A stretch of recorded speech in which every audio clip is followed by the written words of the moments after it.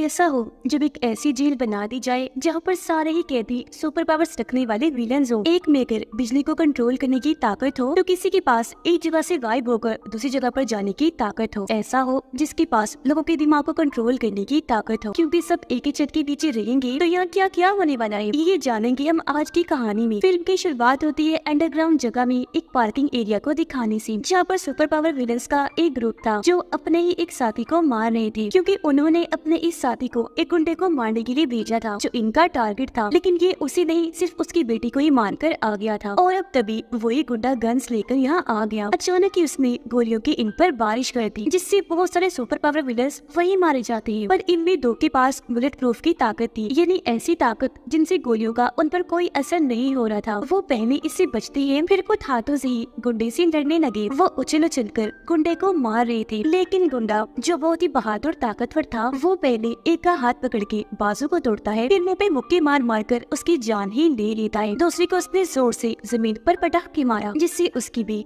वही मौत हो गई। और आखिर में उस आदमी को भी मार गिराता है जिसने उसकी बेटी की जान ली थी। अब अचानक वहाँ गोलियां चलने लगी, जिसके साथ ही पुलिस की बहुत सारी गाड़ियां वहाँ पर आ जाती है और वो लोग गुंडे को गिरफ्तार कर लेते हैं। अब दिखाया गया कि कुछ टाइम पहले पूरी दुनिया में एक तबाही फैली थी जिसका नाम था पल्स। हर चीज तबाह बर्बाद हो गई थी। ऐसा इसलिए हुआ था क्योंकि उस वक्त जंगों में न्यूक्लियर हथियारों को इस्तेमाल किया जाने लगा, जिस वजह से न्यूक्लियर रेडिएशन यानी कि शुआएं जो बहुत खतरनाक थी पूरी दुनिया में फैल जाती है, जिससे तबाही मची, साथ ही बहुत सारे लोगों की जान भी चली गई। अब जाहिर है इस वजह से दुनिया भर के रिसोर्सेज यानी कि वसाइल पूरी दुनिया से खत्म हो गई थी। रिसोर्सेज यानी वो चीजें जो जिंदगी की जरूरत को पूरा करती है। और अब बचे हुए रिसोर्सेज के लिए दुनिया भर में लोग आपस में ही लड़ने लगे। अब जो लोग जिंदा बच गए थे रेडिएशन की वजह से उनके जिस्म में बदलाव होने लगे, उनके जिस्म में ऐसी तब्दीलियां आई कि सभी के अंदर सुपर पावर्स आ गई, जिनसे वो बहुत ताकतवर बन गई। पर इन लोगों ने अपनी पावर्स का गलत इस्तेमाल किया। उन्होंने बचे हुए रिसोर्सेज को हासिल करने की कोशिश की। अपनी पावर्स का उन्होंने ऐसे इस्तेमाल किया कि तोड़फोड़ तबाही मचा दी, जिस वजह से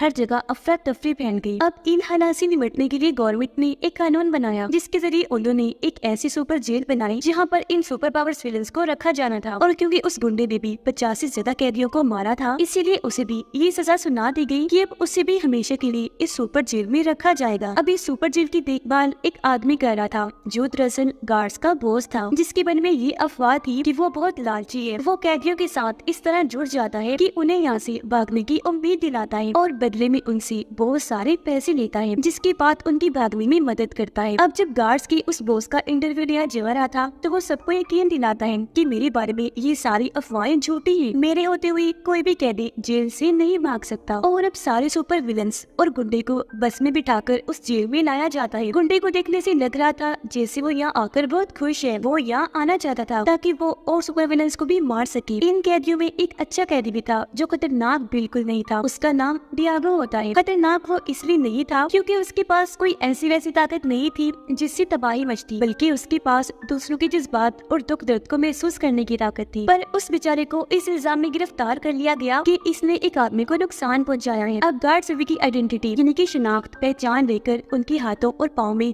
कफ्स लगा देते हैं यानी कि हथकड़ियां, ताकि वो अपने सुपर पावर्स को इस्तेमाल करके जेल में हंगामा न करते, जिससे यहाँ तमाशे हो। इस सब के बारे में समझाते हुए वो उन्हें मना भी करता है। उसने इनको धमका भी दिया था, जिसके बाद सभी कैदियों को ग्राउंड में लाया गया। यहाँ गुंडे की मुलाकात एक कैदी से हुई जिसे पहले यहाँ पर लाया गया था। उस कैदी को गुंडे पर काफी गुस्सा था क्योंकि उसके भाई को गुंडे ने ही मारा था। अब ये दोनों एक दूसरे को लड़ाई के लिए चैलेंज करके आपस में लड़ने लगे। मुक्कों से ये लोग नॉर्मल लड़ाई कर रहे थे, पर वो कैदी जैसे गुंडे पर वार करने लगा वो पीछे हट गया और अब गुंडे ने पहले उसके चेहरे पर मुक्का मारा, फिर उसे नीचे गिराकर जोर से टांग मारता है। इससे वो कैदी काफी जख्मी होने की वजह से लड़ाई में हार गया। और अब इससे पहले कि गुंडा उसे मारता, गार्ड्स कफ्स की मदद से उसे बिजली के झटके लगाते हैं, जिससे वो गुंडा रुक गया, फौरन गिर पड़ता है। तभी वहाँ फीमेल गार्ड आई जो गुंडे को मुक्कों से खूब मारती है और अब उसे और जख्मी कैदी को इलाज के लिए भेज दिया जाता है। अब सारे गार्ड्स क्योंकि इनकी लड़ाई को एंजॉय कर रहे थे, यही वजह थी कि पहले उन्हें नहीं रोका गया। बॉस को भी ये मार धड़ देखकर मजा आ रहा था। यहाँ डियागो एक ऐसे कैदी से मिलता है जिसके पास बिजली को कंट्रोल करने की ताकत थी। वो डियागो को बताता है कि मैं यहाँ पर आने वाला सबसे पहला कैदी हूँ। साथ ही उसने डियागो को जेल में रहने की कुछ असूल भी बता दिए थे। अब डियागो यहाँ की सबसे मशहूर और खतरनाक कैदी जिसे हर कोई जानता था उसके बारे में जानने की कोशिश करता है, क्योंकि उसे बहुत शौक था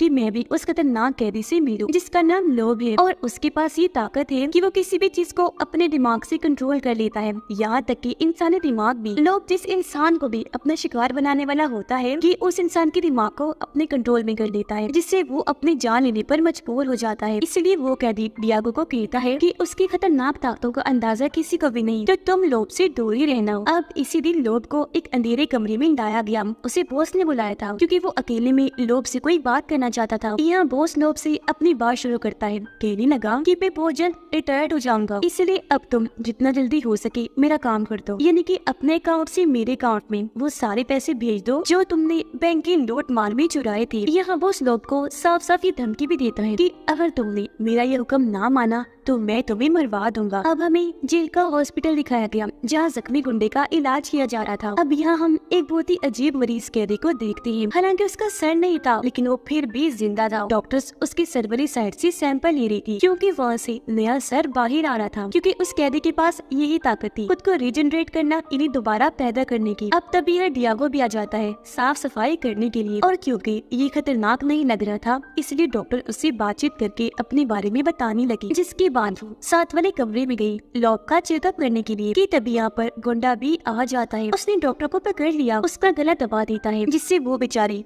वही मारी जाती है। और अब वो लोब को मारने के लिए आगे बढ़ा। इससे पहले उसकी जान लेता यहाँ पर डियागो भी आ जाता है और उसे ऐसा करने से मना कर देता है, पर गुंडा नहीं सुनता। उल्टा अब वो डियागो को मारने लगता है, पर वो उसे बचते हुए गुंडे को ही पकड़ देता है। उस पर हमला करके जोर से जमीन पर दे मारता है और ऐसा करके उसने लोब की जान बचा ली थी। अब ये खबर पूरे जेल में फैल गई, जिससे सभी डियागो की बहादुरी पर काफी मुतासिर हुए। हर कैदी अब उसकी इज्जत करने लगता है क्योंकि उसने अपनी महारतें दिखाकर लोब की जान बचाई थी। यहाँ तक कि कुछ लोग उसे अपने हिस्से का खाना भी दे देते हैं। इस सबसे जाहिर है लोब भी काफी खुश था। वो डियागो को अपने पास बुलाता है, उसका शुक्रिया अदा करता है। अब क्योंकि डियागो को लोब की तरफ से इज्जत मिल रही थी तो वो भी काफी खुश था। उधर बॉस की साथी को उसकी डील के बारे में पता चल गया था जो उसने लोब के साथ की थी, यानी अपने अकाउंट में पैसे मंगवाने के बाद वो लोब को आजाद कर देगा। तो अब उसकी साथी बॉस से इस बारे में पूछती है। यह बॉस उसे कहता है कि अगर तुमने ये बात छुपा के रखी तो मैं तुम्हारी प्रमोशन करवा दूंगा, यानी तुम्हारी जॉब पर और तरक्की हो जाएगी। पर अगर तुमने मेरा पर्दा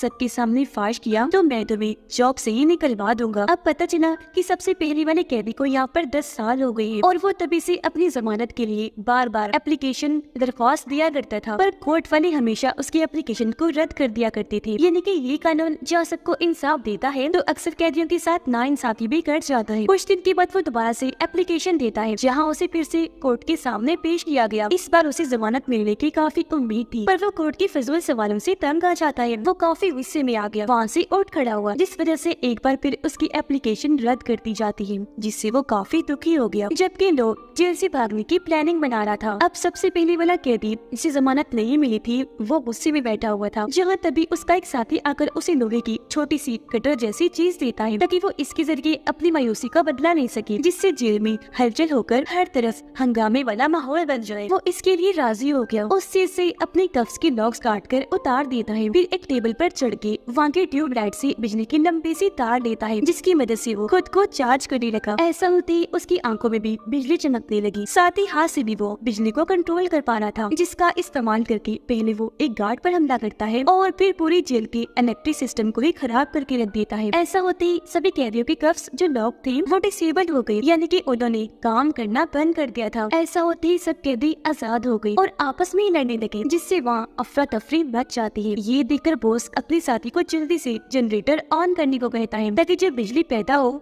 तो कफ्स दोबारा से लग जाएं। उसने ऐसा ही किया। जनरेटर ऑन होते ही इलेक्ट्रिक पावर जैसे ही आई, पहले सबके कफ्स को लॉक किया जाता है और फिर उन्हें बिजली की झटकी लगाकर कंट्रोल किया गया और अपने अपने सेल्स में बंद कर दिया जाता है। अब सारे कैदी तो अपने अपने सेल्स में थे, पर सबसे पहला कैदी नहीं था, वो यहाँ के हॉस्पिटल में था, जिसके बारे में एक ऑफिसर को पता चल जाता है। वो वहाँ जाकर पीछे से उस पर हमला कर देती है, जिससे वो नीचे गिर जाता है। अब बॉस ऑफिसर को हुक्म देता है कि इसे मार दो, क्योंकि ये सारा तमाशा इसी की वजह से हुआ। ऑफिसर ने ऐसे किया। वो कई बार उस पर वार करती है, जिससे आखिर उसकी जान ही चली गई। अब उसके साथ साथ इस पूरी तबाही में तकरीबन 12 कैदी मारे गए थे, पर इस बात को बॉस हर किसी से छुपा के रखता है। अब बॉस डियागो को अपने पास मिलने के लिए बुलाता है और जब वो गया तो उसने डियागो को टॉर्चर चैम्बर दिखाया, यानी कि एक ऐसी जगह जहाँ कैदी को रख के उसे बहुत मारा पीटा जाता है, उस पर जुल्म किया जाता है, जिससे उसकी हालत मरने वाली हो जाती है। सबसे बड़ी मुसीबत कि यह टाइम भी बहुत धीरे से गुजरता है। अब बॉस को लगता है कि इस सारी तबाही के पीछे लोब का भी कोई हाथ है, इसलिए वो डियागो से उसके बारे में पूछता है, क्योंकि डियागो और लोब एक दूसरे के काफी करीब थे। साथ ही वो फिर जानकारी भी जानना चाहता था जो लोब के बारे में है। वो डियागो को कहता है कि मुझे लोब और अपने अगले प्लान के बारे में सब कुछ बता दो, वरना मैं तुम्हें इस टॉर्चर चैम्बर में भेज दूंगा। उसे डियागो तब सब बातें बताता भी है, लेकिन क्योंकि इसमें कोई खास जानकारी नहीं थी तो वो डियागो को वापस भेज देता है और लोब के पास आया उसे कहने लगा कि तुम यहाँ से भागने के बारे में कभी भी मत सोचना, बल्कि जल्द से जल्द सारे पैसे मेरे अकाउंट में बिछाओ। और अब क्योंकि लोब के पास भागने का और कोई रास्ता नहीं था, इसलिए वो उससे समझौता करने के लिए मान जाता है। साथ में उसने ये भी कहा, पर इसके लिए मुझे थोड़ा वक्त चाहिए। अगले दिन बोस के साथ एक इलेक्ट्रिशियन के साथ बेसमेंट में आए इलेक्ट्रिक सिस्टम ठीक करवाने के लिए, जबकि सारे कैदियों के पास एक एक एनवेलप आया था जो उनकी फैमिलीज की तरफ से थी, जिनमें सबकी पसंदीदा चीजों का जिक्र किया गया था। लोब दोबारा से भागने का प्लान बनाता है, इसीलिए उसने टैबलेट लिया था और इंटरनेट के जरिए खतरनाक वायरस इंस्टॉल कर लिया था ताकि यहाँ की सिक्योरिटी सिस्टम को हैक कर सके, यानी अपने कंट्रोल में करके उसे चला सके। उधर बुड्ढे ने अपने चेहरे पर क्रॉस का निशान बनवा लिया था और वो दोबारा से उस कैदी से लड़ने गया जिससे पहले भी उसकी लड़ाई हुई थी, मगर इस बार वो लड़ने से इनकार कर देता है। डियागो लोब से मिलने आया, उसे कहता है कि अगर तुम यहाँ से भागने की प्लानिंग कर रहे हो तो मुझे भी साथ ले चलना। अब जिस दिन बॉस ने रिटायर्ड होना था उस दिन पता चला कि अब उसकी जगह गुंडों का बॉस एक और आदमी है, ना कि उसकी साथी जिसके साथ उसने डील की थी कि मैं तुम्हें प्रमोशन दिलवा दूंगा। इस बात से वो बहुत ज्यादा गुस्सा हो जाती है। वो बॉस को आकर कहती है कि तुमने मुझे कितने ख्वाब दिखाए थे, पर अब किसी और को बना दिया बॉस। लेकिन वो उसको 2-4 बातें सुनाकर वहाँ से भेज देता है और अब बॉस जाता है लोब के पास। वो उसे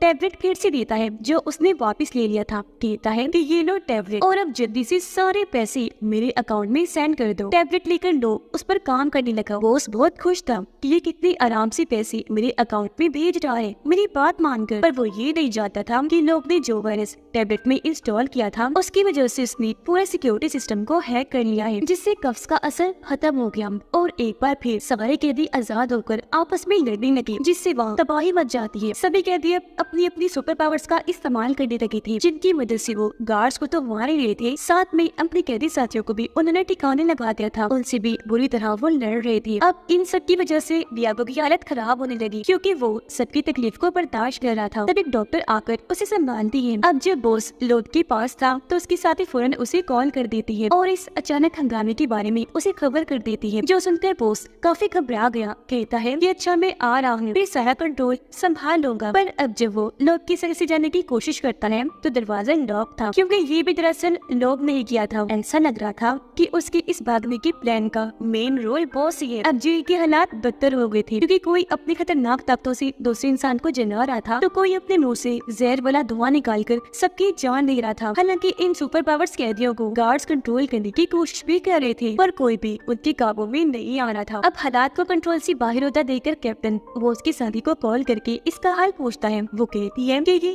सिक्योरिटी सिस्टम की खराबी है और अगर इसे ठीक करना है तो नीचे बेसमेंट में जाना होगा, क्योंकि वहाँ का जो जनरेटर है जेल का सारा सिक्योरिटी सिस्टम उस पर ही चलता है। जनरेटर को बंद किया हुआ है और अगर उसे दोबारा रिस्टार्ट कर दिया जाए तो सिक्योरिटी सिस्टम के ठीक होते ही सब हालात भी ठीक हो जाएंगे। तो इसीलिए अब कैप्टन उसके कहे मुताबिक बेसमेंट में जाता है जनरेटर को रिस्टार्ट करने के लिए। बॉस के साथी उसे साथ साथ गाइड भी कर रहे थे। ये दोनों रेडियो फोन्स के जरिए एक दूसरे से बात कर रहे थे, पर वो जैसे बेसमेंट में गया सिग्नल्स कमजोर हो जाते हैं इनकी कॉल कट गई और अब बॉस के साथी उसे नहीं बता सकती कि आगे उनसे क्या करना है। पर यहाँ कैप्टन अपना दिमाग लगाने लगा। उसे जनरेटर मिल भी गया, लेकिन इससे पहले ये स्टार्ट करता यहाँ पर एक कैदी आ गया जिसका चेहरा अब बदलकर खतरनाक क्रीचर जैसा बन गया था। हालांकि उसे देखकर कैप्टन चुप गया, लेकिन उस कैदी ने उसे ढूंढ निकाला। वो कैप्टन पर हमला करके उसे जमीन पर दे मारता है, जिससे वो जख्मी हो जाता है। फिर वो उठाकर दोबारा से कैप्टन को मारने लगा। उसे दीवार के साथ लगाकर ले पकड़ लेता है। इससे पहले उसकी जान लेता कैप्टन खुद को छुड़ा लेता है। वो एक रॉड से वहाँ के एक पाइप पर मारता है, जिससे वो टूट गया। उसके अंदर से निकलने वाली गर्म हवा जैसे उस कैदी के मुंह पर पड़ी, उसकी वहीं पर मौत हो जाती है। बॉस लोग के सामने बैठ गया। वो दरअसल इंतजार कर रहा था कि पैसे ट्रांसफर होने का प्रोसेस कब पूरा हो, और अब जैसे ये प्रोसेस पूरा हुआ बॉस काफी खुश हो जाता है। जबकि लोग उसे कहता है कि मेरे पास दिमाग को कंट्रोल करने के अलावा एक और खूबी भी है जो कोई भी नहीं जानता, और वो ये कि मैं अपने दिमाग को सामने वाले के साथ बदल सकता हूँ। ऐसा कहती उसने अपने दिमाग को बॉस के साथ बदल लिया। यानी कि अब लोब के अंदर बॉस का दिमाग था और बॉस के अंदर यानी उसके जिस्म में लोब का माइंड आ चुका था, क्योंकि इस जेल से भागने का बस यही एक रास्ता था। लोब को इस बात से कोई मसला नहीं था कि मैं किसके जिस्म में हूँ, वो बस इस बात से खुश होता है कि कम से कम मैं यहाँ से भाग तो रहा हूँ। और अब लोब जो वो उसके जिस्म में था वो अपने ही जिस्म को मारता है, क्योंकि जाहिर है अब उसके अंदर बॉस आ गया था और इससे उसने बॉस को बेहोश कर दिया। उधर कैप्टन ने जनरेटर को रीस्टार्ट कर लिया था, जिससे कफ्स दोबारा से काम करने लगे, जिससे अब बॉस यानी कि लोब सब कैदियों को बिजली की झटकी देकर रोक लेता है और वापस